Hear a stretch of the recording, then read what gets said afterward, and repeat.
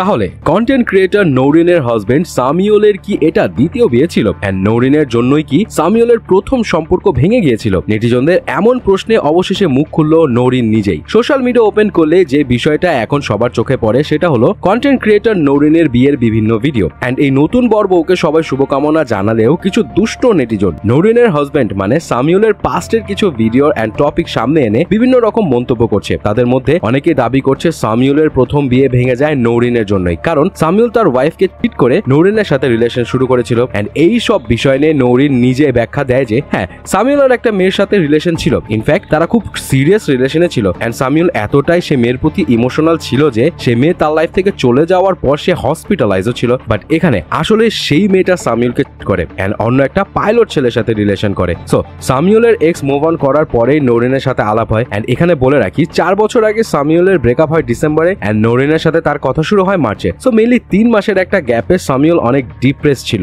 But নৌরিনের সাথে আলাপ হওয়ার পরে সে সবকিছু শেয়ার করে, ইভেন প্রমাণও দেখায়। এন্ড দেন নৌরিনের মনে হয় সামিউল মানুষ হিসেবে ভালো এন্ড যেহেতু নৌরিনের অনেক ধৈর্য, সো সে সামিউলকে এই জায়গা থেকে বের করে আনতে পারবে। তারপর তারা প্রেম শুরু করে। এন্ড ওই ভিডিওতে নৌরিন এটাও জানায় তারও 2018-তে কলেজ লাইফে একটা 2 বছরের রিলেশন ছিল, যেটা ব্রেকআপের পরেই সে সামিউলের সাথে সম্পর্ক জড়ায়। এন্ড দেন 4 বছর রিলেশন করার পরে সামিউল নিজের পায়ে দাঁড়ায়, তখন তাদের দুই পরিবার সবকিছু জেনেই তাদের বিয়ে দিয়েছে। সো এখন যারা তাদের দুজনের পাস্ট লাইফ নিয়ে কাদা ছোড়াছুড়ি করছে এন্ড সামিউলকে ছোট করে কথা বলছে, তাদের আসলে উচিত জবাব দিতে নৌরিন লাইভে সবকিছু ক্লিয়ার করে। এন্ড সামিউল এন্ড নৌরিনের এটা প্রথম বিয়ে, তাদের আগে কোনো বিয়ে হয়নি। এখন নৌরিনের এমন জবাবে সবাই তাকে সাপোর্ট করছে এন্ড সবার একটাই কথা, ভাই মানুষের জীবনে পাস্ট তো থাকবে এন্ড যারা আসলে এই পাস্ট নিয়ে পড়ে থাকে তাদের আসলে কোনো কাম কাজ নাই, সারাক্ষণ খালি অন্যের নিন্দা করে। সো এসব বাদ দিয়ে তাদের উচিত নতুন বর বউকে শুভকামনা জানানো। সো এই ব্যাপারে আপনার কি মতামত জানাবেন কিন্তু। ফাইনালি স্টার গল্পতে রিলিজ পেয়ে গেল মিউজিক ভিডিও না যাও, প্রেজেন্টেড বাই সাব্বাত বাই রিফা।